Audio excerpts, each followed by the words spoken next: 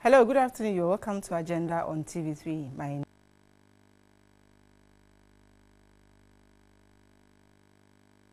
critical sectors, including energy, education, health, among others. And we know they give employment to thousands of Ghanaians. How are they doing in this country? Today on Agenda, we look at state-owned enterprises and national development. With me in the studio to do the discussion, from far left, we have Dr. Kaminta Bezie. He's a former executive chairman, State Enterprises Commission.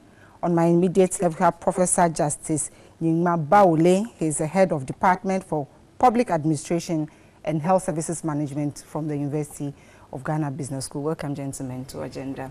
Thank you. We'll start with preliminary comments on the International Day of Old Persons. Prof. Baule, we start with you. How are we treating the aged in Ghana, especially related to SNITs? Well, I should say that we should want to congratulate all older persons. We all pray that we live long, and if you live long, it means that you become old one day. Usually within the social welfare system of African countries, including Ghana, traditional setups and homes will usually provide some comfort for older persons, where younger people will be available to support the grandpas and all of that. With modernization catching up with us, a lot of that is being neglected. And what Africa used to pride itself of, we appear to be losing gradually. And that is why issues like social security, formal social security systems then come into play. And so if you managing what belongs to older persons, you would be required to do it as best as you can to make sure that when people have given us all of their best, they go back home and they can get the best from us. And so I think that on this day we want to congratulate all older persons, and we want to say we love them. They represent wisdom, and we want to be like them. We pray they continue to give our country and the world the best that they have. And Doc? Well, I will follow the footsteps of Prof and congratulate them for attaining what they have attained. We were once like them, and will soon be like them as well. I think that one of the things that we have to look at critically is that currently in Ghana, the retirement age is 60. Now, at 60, people are still very active. People still have a lot of energy and they can offer a lot of things. So instead of saying bye-bye, go home, stay there, and waste the knowledge and the experience that they have, we should look at a way of tapping into the knowledge of these people so that they can mentor the younger ones, support people who are taking over their positions to be able to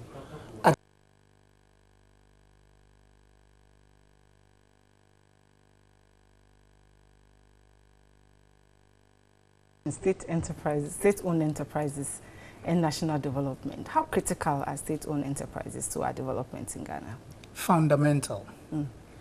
The world over, at the beginning of economic development and other things, what you find out is that it is difficult for the private individual to be able to go into certain key areas of the economy. And so over the years, governments have put in money into those particular strategic areas. Let's take, for example, water.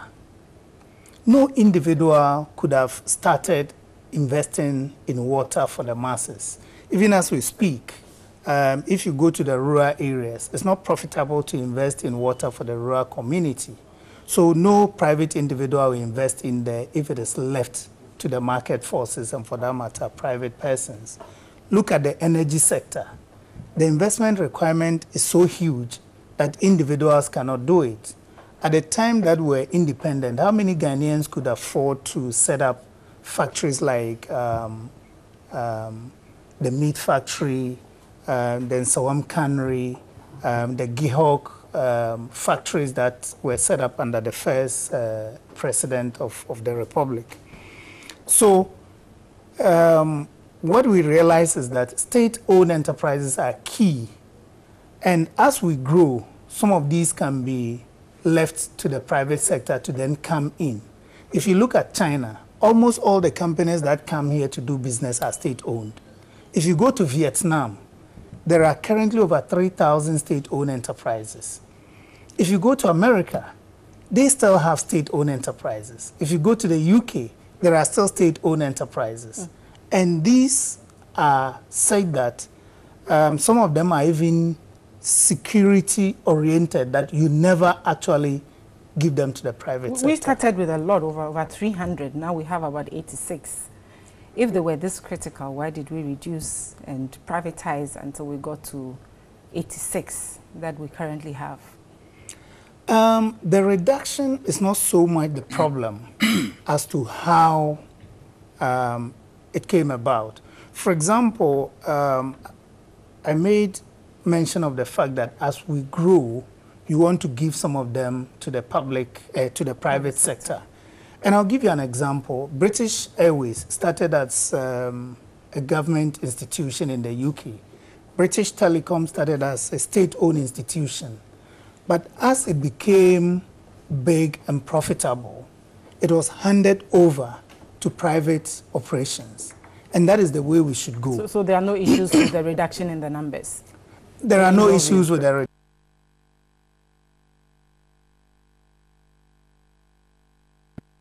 reduction in the numbers. You sell them to non-Ghanaians, in some sectors they call strategic investors, whose interest in the economy is not there. Their interest is sometimes just buy the enterprise, rip it apart, and all they are interested in is probably the property that is in there. And then you don't get the benefits of that enterprise doing what it's supposed to do for the economy, i.e. producing, adding to GDP, and most importantly, creating jobs and employment for the people of the country. Prof, state-owned enterprises are said to be very vital, and they work in very critical sectors. In your view, have we taken care of our state-owned enterprises in a way that helps them to bring out the benefits for which they were set up? Well, I think that I want to follow up from where my brother left off. I think it's not every property you have that you must keep for life. And so I agree that sometimes we need to let go. Have we kept them? I don't think we should keep all of them. I don't think at this stage of our development we should keep all our state enterprises. What should we consider in letting go and keeping some? Well, for me, I would again go back to his earlier points, but I beg to have another opinion about what we have done to them. For many of them, it is what we have actually done to them that have culminated in giving them off, or giving them up, or letting them die. Many times we have seen what it is that our state-owned enterprises, and I'm sure we're going to go into details and you get to understand, even those that we have now, how much profit do they make and all of that. Except to say that for those that had become symbolic for us in terms of our national pride and stuff like that, and therefore we can go ahead and still invest in them. Under those circumstances... Which ones specifically? National symbolism? Well, I think that at independence, one of the things that Nkrumah spoke about vehemently was the fact that we said we were independent, and that independent meant that we should detach from being fed or receiving everything that we needed from abroad. And so it was both economic but also, if you like, political, to say that we are independent. We want to have whatever it is that we need produced here in our country. And so many of them were set up actually without very good viability, or if you like, feasibility studies to find out whether or not they would be profitable. But for symbolism's sake, for example, we kept flying the Ghana Airways. Ghana Airways, in my view, was more symbolic than a commercial entity, even though elsewhere national airlines were making profit. And so we needed to make profit. We were not making profit, but we still kept it. And why we kept it, for me, was the fact that we just wanted to see Ghana Airways in the air. And so we say, oh, that's Ghana flag and all of that. We have been investing in sports, for example. A lot of the sports we invest, we don't get anything back, but we still want to have our players represent us and all of that. It's national pride. All of those are symbolic investments that we make sometimes. And if we can make investments in that regard, then I believe that if there are some specific sectors that we consider critical enough, and he talked about it, critical enough, in my view, for example, things that we cannot compromise on. If you give out water production to somebody and you don't monitor it well, will we get quality water? What will be the effect on the people? If we have things that are related to even telecom, I'm sure that you heard the conversation around Ghana Telecom when it had to go about the fact that this is a strategic asset that we have, our national communication, and foreigners are controlling it and they can tap into our communication, and all of those arguments were made. And so sometimes you want to look at the national interest and national pride and keep some resources and keep some entities and keep some state-owned enterprises. But I think that all in all, even if we were keeping them for national pride, we should have reasons to say that we have to continue to invest in them. In other words, if we gave them resources, they should use the resources well. Even if we're not expecting profit, sometimes you expect them to break even and stuff like that. But many of our state enterprises over the years have suffered, and they have suffered because of you and I, because our behaviors have been, again, to go there and get just for us and not for Ghana.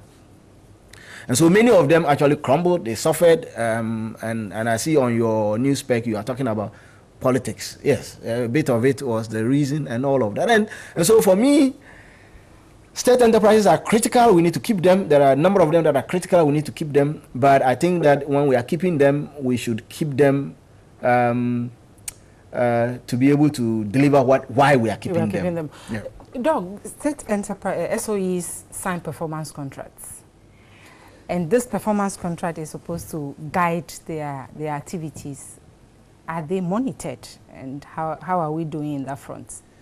Thank you very much, Deborah. I'm glad you raised this question. Now, who do the state enterprises sign the performance contract with? Over the years, people have said that they sign performance contract with State Enterprises Commission. They don't. They don't? At the time you were there, never signed the contracts with... I will elaborate. They sign performance contract with government. Now, State Enterprises Commission facilitates the process on behalf of government. But anytime we have signed performance contract, the contract is signed between the specific SOE and the sector ministry, as well as the Minister of Finance. We just witness because we facilitate the process. Who does the monitoring? The State Enterprises State Enterprises then does the monitoring on behalf of the sector ministry, under which the SOE falls under, as well as the Ministry of Finance.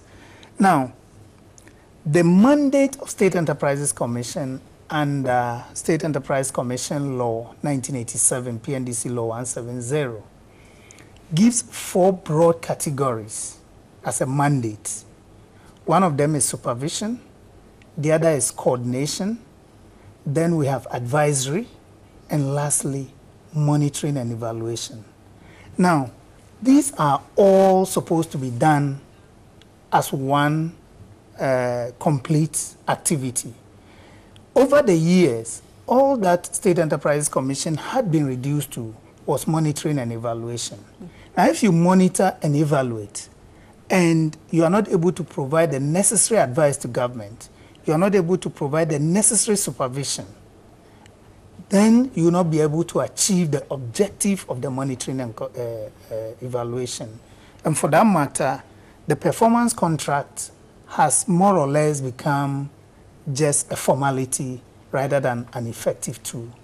Prof, this is a big shame that we sign performance contracts with an agency and the monitoring institution does not have the complete oversight because there's no contract between them and the SOE. It gets worse than that. It gets worse than that. And it's not just SOEs. In the ministries, it exists also, where there are performance contracts that are signed between chief directors and the Public Services Commission and the head of civil service and government and stuff like that. Why sign a contract if we can monitor and make sure that people deliver well, on the I think terms? it is not intention that we will not monitor, but the cocktail of problems actually make the monitoring difficult. One, so you appoint a CEO to a state enterprise, and that CEO is supposed to make decisions, of course, with the approval of the board or direction of the board and all of that.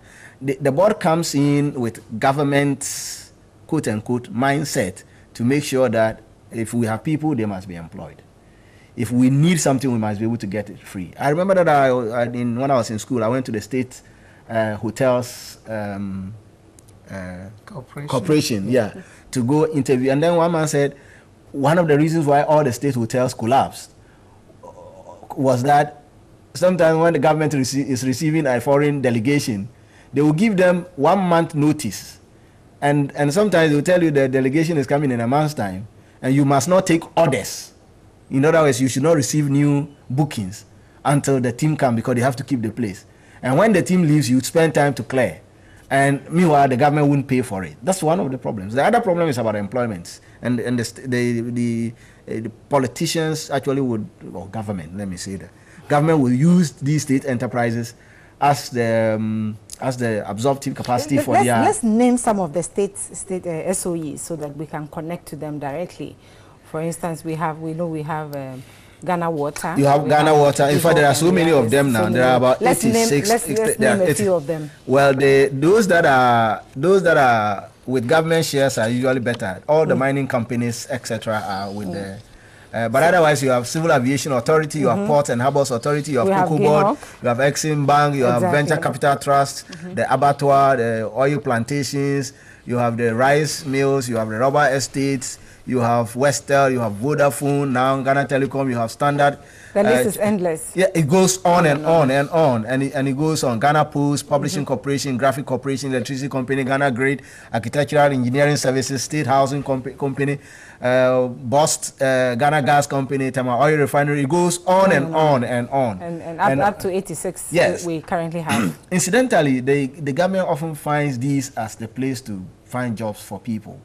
And so you would see that the heads of these institutions do not have that independence to say, I'm employing you because you have capacity to deliver, but that I'm employing you because somebody says I should employ you. That's one of the things. Two, in terms of budgets, a lot of these state enterprises require a certain budget portfolio to be able to achieve what it is that they target themselves. But oftentimes they don't get that. Either they get budgets provided halfway and they don't get all they need and all of that. If you were producing something and you don't have the budget to do it, you are unable to perform. So you will find that in terms of the budgets that they require to be able to perform, they don't find that. The other, it's the appointment of the CEOs and the boards themselves. And appointed there based on how well they are connected to government and not based on their expertise in some way. I'm not saying that these people will not have expertise, but if I had a company that was my father's company that was into water production and I want to appoint a CEO, I'll be looking for somebody who has the expertise to manage that company rather than somebody who is connected to my family or something.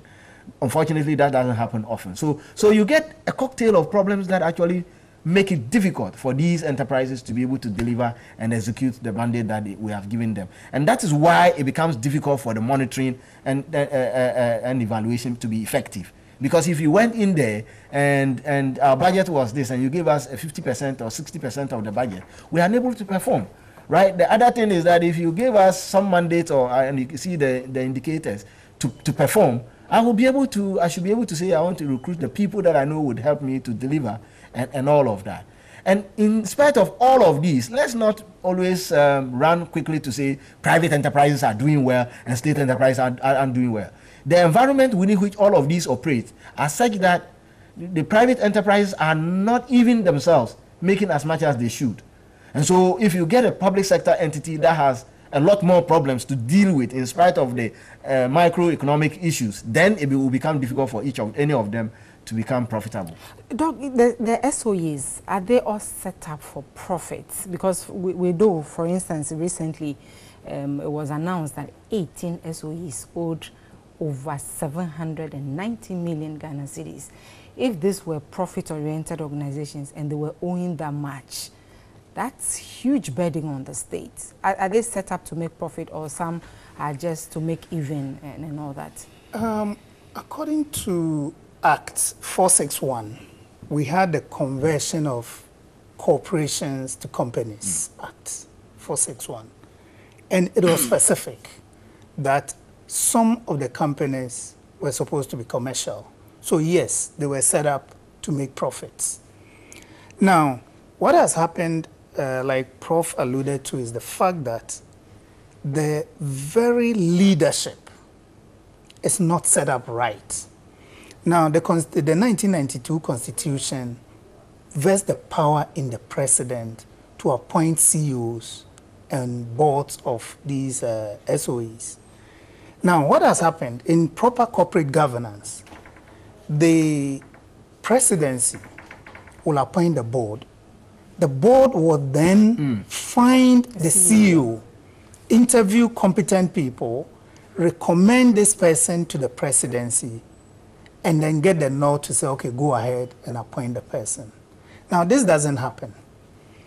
The presidency appoints the CEO, the presidency appoints the board. Now, the CEO reports directly to the president, the board and the chairman, they report directly to the president. So who listens to who? And where they sign a contract with the sector ministry and the Ministry of Finance, and they are monitored by the State Enterprises Commission. So, for example, State Enterprise... That's a complicated relationship. Well, the lines are clearly drawn that policy directions come from the sector ministry.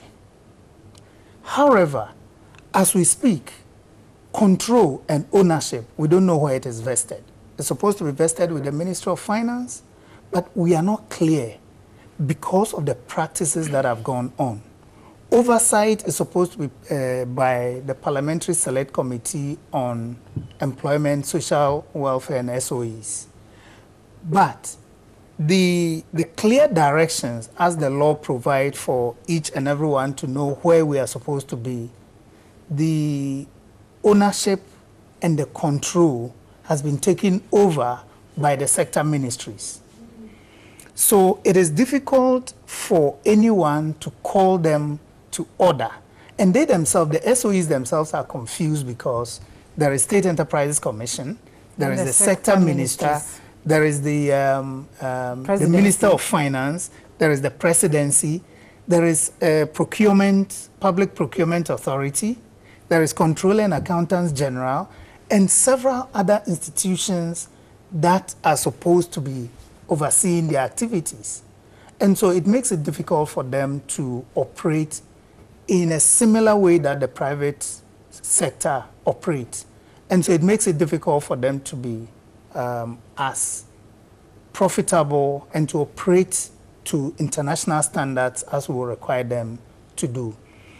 Well, one of the things that we recommended was that as we speak, we are not even sure that the SOEs, their financial statements, reflect the International Financial Reporting Standards. Well, we know that as of May this year, just a few, less than 10, of the SOEs had submitted their financial report for 2016 and 2015. Well, we'll go for a break. On that note, when we come back, we'll look at what we can do as a country to make sure that the SOEs that we have set up to provide critical revenue and employment to the Ghanaian people is functioning appropriately. We'll be back after this break.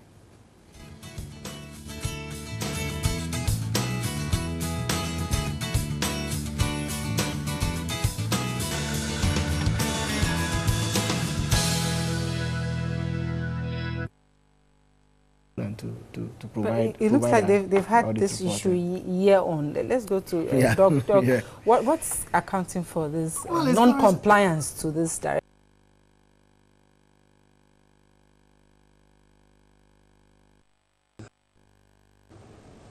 Nobody does anything.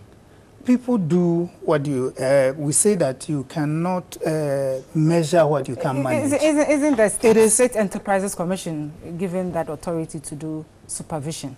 Well, it's given the authority, but it hasn't got the muscle. In other words, did we set it up to fail? Because if we set them up to supervise these various SOEs and we did not give them the mandate. The mandate is given on paper, but in practice, as I told you, there are 4 broad areas of mandate given by the law to State Enterprises Commission. The first thing is that the commission itself hasn't got the required staff to be able to undertake the work that they are supposed to undertake.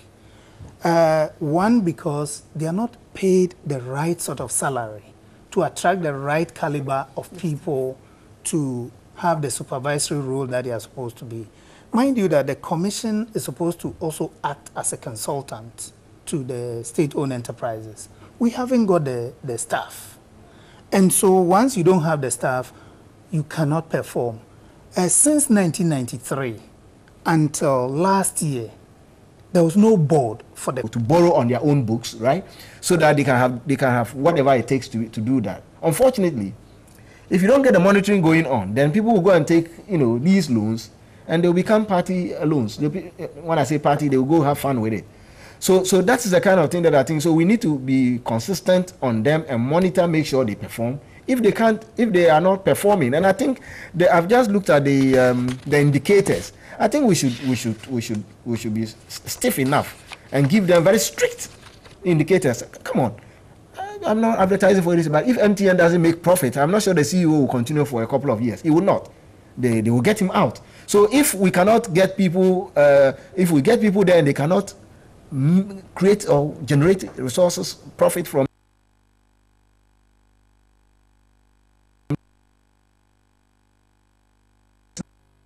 strategic, Vodafone is doing well. Why not? So if we can, yes. And I was mentioning to you, those that have government has just a few percentage shares in that, and they are managed by private sector people. They are making profit. Give us some examples. Yes, if you look at all of the mining ones, if you observe them, and they are paying their royalties and their taxes and government share dividend to government, it's quite a lot of money, right? So if 10% is giving us a lot of money, 100% should give us more, right? So we should, if we cannot, we should privatize, at least get the private sector people involved in there and let them shift some energy into them. Otherwise, we just keep putting our money there. That money can be used to do something. The ECG issue that we currently have been talking about, getting private involvement. I think so. I think we need to, because sometimes it is also the case, and I am careful. These are also very strategic sectors that people have talked about a lot. What is strategic? Having government complete ownership. Yes. What is strategic? Electricity, water, and the likes. I agree, but what is strategic? See, if in the end it is zero, so we keep it as it's government is because it's Ghanaians. We are proud of our Ghanaian, water, whatever we want. So we keep it, right? And then in the end it's zero. We generate. I think that what we cannot do, which I always think we should not do, is to say that we have privatized or we have involved the private sector and the state goes to bed. No, let's get private people in there and let's make sure that the government's eyes are open on that. Let's make sure that there's strict monitoring to make sure they deliver what it is they have to deliver. And let's make sure government gets what it is that it has to get. Doug, how is politics affecting the performance of the SOEs? Politics is the #1 enemy of the SOEs. People come and it's our time to chop, basically. And so they are looking for opportunities to get into various positions, not because they want to have an impact on the economy, but because it's their turn to chop. And I think it is time that we stop that. Now, thankfully, we've been looking at all gloom. It's not all that gloomy. In November of 2014, the World Bank came up with a report that gave directions on how to basically get the SOEs on track They did this with the collaboration of the Ministry of Finance, and it had to do with corporate governance and how to restructure State Enterprises Commission to be able to stand and be able to deliver on the mandate to supervise and make sure that the SOEs work very well.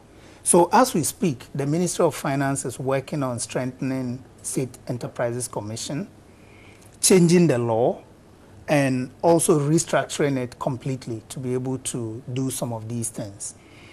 Now, I think that one of the things to do is to make sure that the corporate governance structure, i.e. how the board is selected, how the CEO is selected, everything should be done properly according to international best practice in corporate governance. And I'll give you an example. When Margaret Thatcher came to become the Prime Minister of the United Kingdom, they had the steel, British Steel. It was making profits, losses, year on year. She decided that, no, this is a strategic company, but it's making losses, and we cannot continue to make losses. So they had a restructuring. They brought in a private sector CEO, operator, from within UK. They didn't go outside to bring somebody. They brought somebody from within and said, we want to make it purely private, turn it around, and within 5 years, British Steel became the #1 in terms of profits globally. Now, we should look at Ghana first and say, who can do the job? Let's find the relevant people. It doesn't matter if they are within a party or they are outside the party. As long as they are Ghanaians and they can show the commitment, we give them the targets. And like Prof was saying, if they don't perform, let's fire them. But when you talk about private sector participation, yes, it's part of the ongoing process, the evolution process. As I said from the beginning of the program, government will set up the state-owned enterprises. But as we evolve, we bring private sector to take part. I'll give you a typical example. GOIL was 100% government-owned. But GOIL was floated on the stock exchange. And right now, I think only 50% is owned by government. The other 50% is owned by ordinary Ghanaians who have bought shares in GOIL. And GOIL is one of the success stories of SOEs in the country at the moment. Currently, we are looking at GIHOC being also floated on the Ghana Stock Exchange. And apart from the fact that Ghanaians get to take part in owning shares in these companies, it also strengthens the local stock exchange, such that it becomes stronger and people can trade in stocks and shares as well. And so one of the things that government has to do and is doing is to make sure that the SOEs that are not performing well, they prop them up to a level where they are attractive to the general public and privatize it. Shouldn't we be looking at categorizing them so that it doesn't look like SOEs are not doing well, but then the various categories, and then people can be managed through the various categories that they have been put? Or that already exists? That already exists. Because we know a lot of the SOEs still get government subvention, they are making losses, they can borrow on their own books and things like that. So shouldn't we be putting them in their own spaces rather than lumping all of them together? Well, they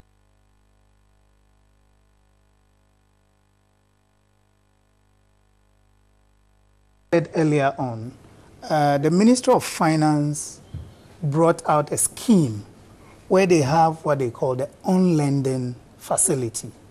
So if an SOE could not borrow on its own balance sheet, then the Ministry of Finance will borrow and on-lend it to the SOE. The SOE would then have to show that they can pay back that money. And because it's the Ministry of Finance that is borrowing, they're able to borrow at much lower rates than you'll find in the market. So if you look at Ghana Airports said, we can borrow on our own balance sheets. So the expansion that they are doing at Kotoka right now is a loan that they went for on their own balance sheets, and they are meant to be paying it off by themselves. If you take Ghana National Petroleum Corporation, GNPC, they borrow on their own balance sheet without any recourse to government. If you go to Gihog distilleries, they borrow on their own balance sheets. Graphic, they borrow on their own balance sheets. So there are some of the SOEs that are quite successful, and earlier on I mentioned Goyle, which is doing very well. There are some that are not doing so well, and Ghana Post is a typical example of one that is not doing so well. GBC has had its own challenges, mainly because they tend to be overstaffed, and they are not able to lay off the workers that they want to lay off to be able to make sure that they can be profitable. There are also things that are to do with the politics that is making it difficult for them to be able to make sure that they can lay off the workers that they don't need. And it all becomes political. However, if we look at some of them, take Metromass, take STC. These are companies that we can use to create jobs in this country. And most times when I get a public forum like this, the first example I say is when a Champon needed to import buses into this country in the 70s, he said, no, we needed to create jobs. So let's build an assembly plant. And bring in the chassis with the engines and build the bodies and the seats in this country. That is how we created jobs. Now, if you go to Kumasi, where the assembly plant was, if you are old as I am, you remember that we transited from using wooden mummy trucks to what used to be called watonchine because of that technology transfer. The people who learned how to build the bodies and the seats started building watonchine in Kumasi magazine, Swami magazine to be specific. And it created a lot of jobs. Metromass imported over 200 buses. STC, well, they are high, they are in a different category, so I'm not going to go there. But Metromass, how many of them did we assemble in this country to be able to create the necessary jobs? When we are doing things for the SOEs, how many of them are we able to say, let's do the assembly plant here so that we can have the ripple effect, create industries out of the procurements that we are doing for the various SOEs, and create the necessary jobs. Prof, the SOEs, especially those who are not able to borrow on their own balance sheet, how much weight do they put on the public debt? For instance, we know that 18 of the SOEs made losses to the tune of over 790 million, and that was in addition of financial support that they got, 13 million. This is heavy on the economy. It is. How should we look at it, especially the SOEs who need some financial assistance but cannot borrow on their books so that they don't add additional weight to the debt that we already are carrying as a nation? It should not be our primary focus to look at how much debt they are making for us. Why not? It is, well, debt... If they are not making profit and they are making losses, then they are putting a lot of strain on the No, economy. so I think that's what I wanted to say. What we should look at is what potential do they have? Do they have potential? Otherwise, those that have been divested over the period have been because we have seen that they have gotten to that level where they are no longer viable, and therefore, in terms of potential, in the immediate term,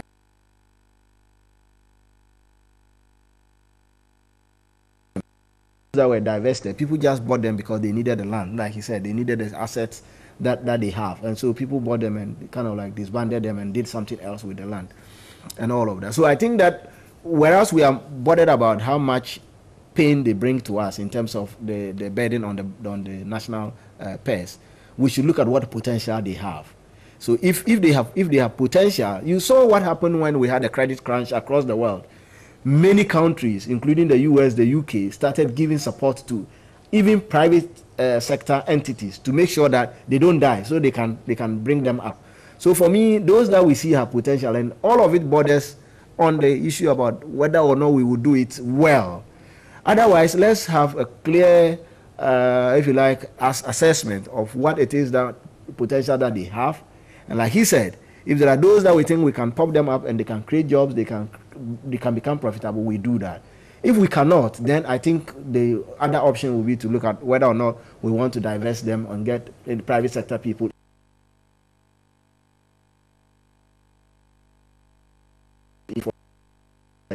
Especially that a lot of these have assets. The state can value the assets and say, look, we want to keep the value of the assets, as our share, bring in resources, and let's get this done. And you will find a lot of people, and I agree with him that we should look first inward and be sure that we have gotten people who have capacity to do it, and business people in Ghana may be able to do it. Let's give them the opportunity. Otherwise, let's adopt the Dubai model, right? We tell you, well, we want you to come in, but you must have, key partners in Ghana to be able to take this over and run it. So you can have up to 49%, you can never have majority share because a Ghanaian must own a majority share. So that we can also keep the business for our own people. Why not? Because we also need to make money and to expand and to get our own people grow. So let's not just be worried about how much burden they put on the budget. But let's also be worried about whether or not we can resuscitate them and whether or not they can bring us something. If that is the case, let's go ahead. But if in the ultimate they cannot do anything, we cannot do anything to them, I think we should ask the private sector to join and to make those that are not doing well do better. Doc, we are celebrating 20 years of existence. Today is our anniversary. What have we changed? What have we brought to the media landscape?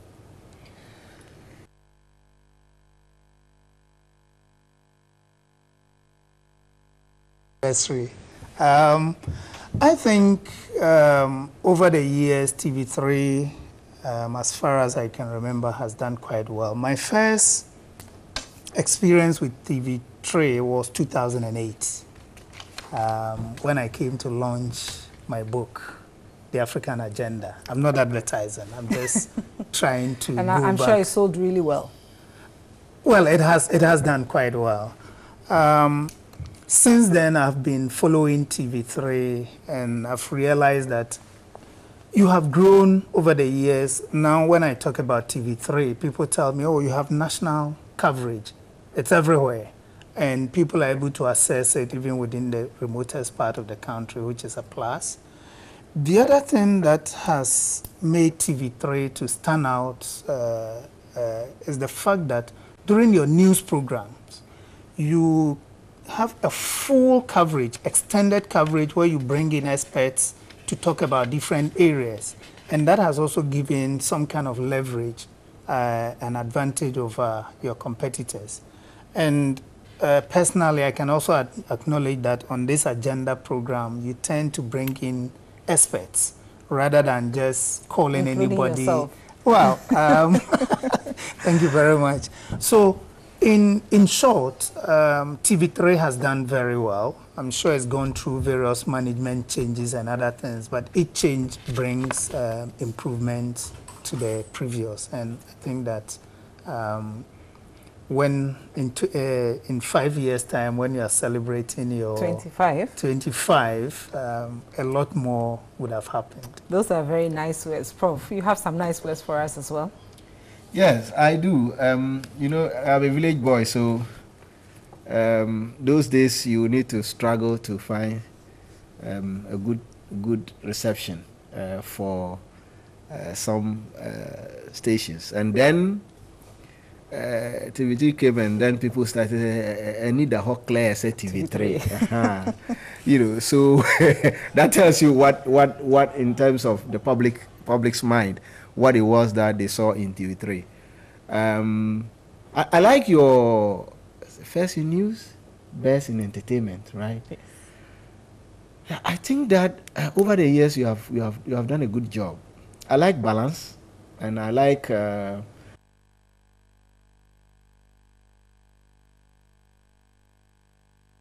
essence of a media house to do advocacy. In other words, I see TV3 being on the side of the poor and the marginalized, not necessarily being against government, but being on the side of the poor and the marginalized. And that is why you will report on everything that happens across the country, in the villages, in the farms, in schools. School buildings are collapsing, and we are getting reports. there are floods, we are getting reports, and you are chasing the decision makers to get them to comment on what it is that they are doing and all of that. And for me, that is what we congratulate. You're a human being close to entering the university. So I think you have done very well. We want to continue to urge you to do more. You did a very good job covering the elections, and it was very good because it saved all of us from trouble. What would have happened in the dark, you brought it to put some sunshine on it, and all of that. Maybe my appeal to TV3 will be to continue to develop the other media houses. What we don't usually find is that, yes, what we don't usually find is getting newer stations across the country, media houses, getting mentorship from their senior brothers in the landscape.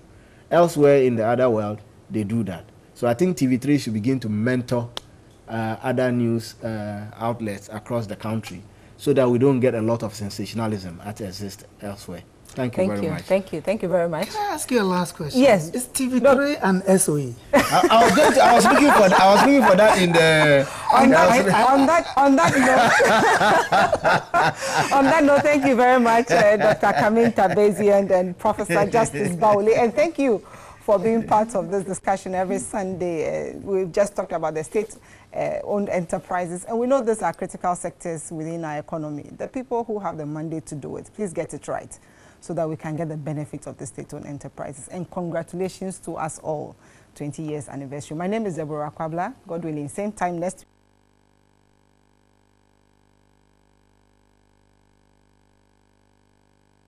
17.